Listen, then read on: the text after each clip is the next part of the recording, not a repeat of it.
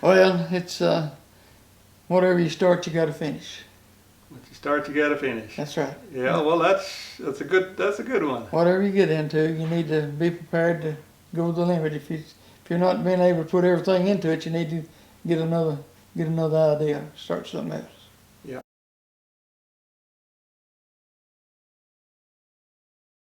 I really got my start as a young man, a young kid, in 4-H club. In 4-H club. And what I learned in 4-H club kind of set the pace on everything I've done. I went on to be the state soil conservation winner.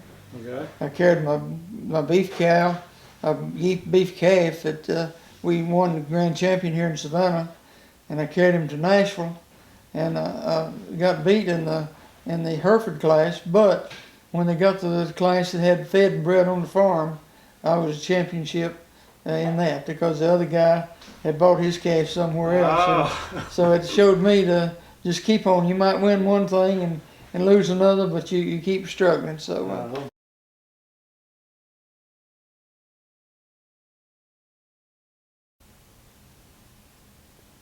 I guess stashed a little bit too.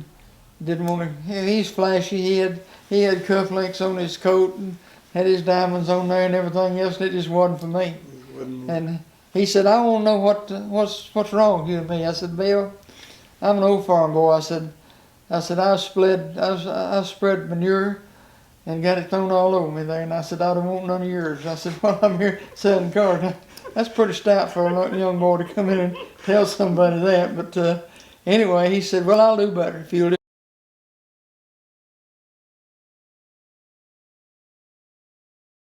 Well, I started out with 4-H club and it just kept going.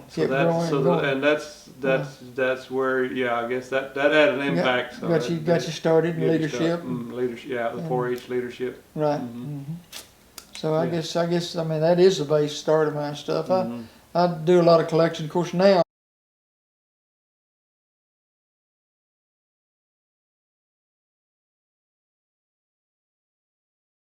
message, or if you could leave a message for future generations, what would that be?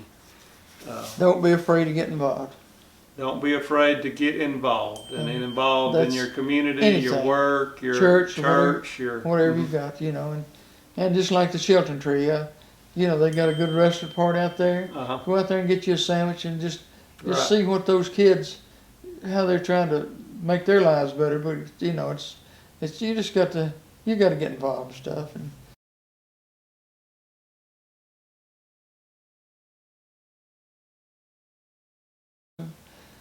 Do you have a philosophy on life?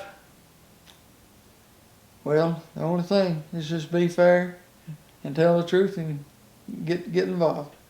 Be fair, and that's a good, just short. Be fair and tell the truth, and right. I guess just treat people right.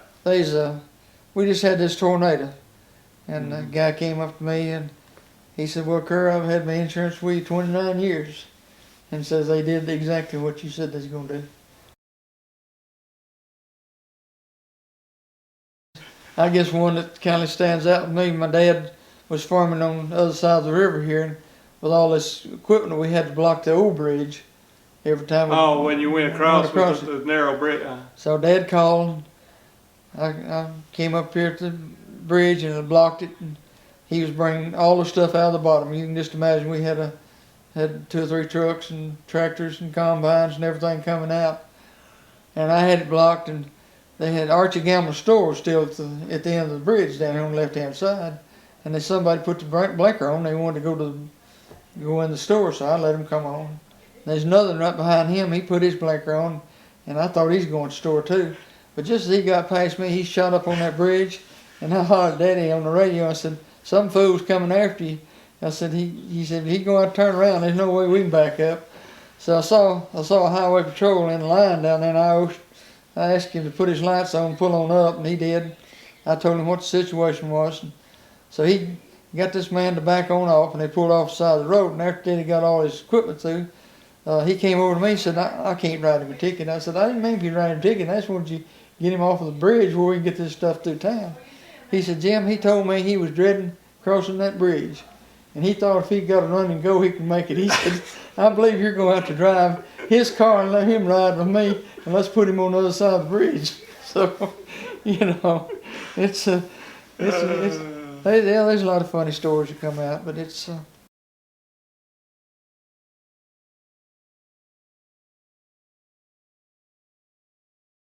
I think I've had a good life. And that finish what you start, and treat people fair. That's right. And well, my dad had a good thing. He said, son, work a half a day every day, and when you get your 12 hours in, you can quit. He said there's nobody can make a living on 4 hours, and everybody thinks they work a half a day at 4 hours now, and that won't work. So your dad's half a day was 12 hours. 12 hours. That's right. Well, that's a half a day. That's a half a day is what it is.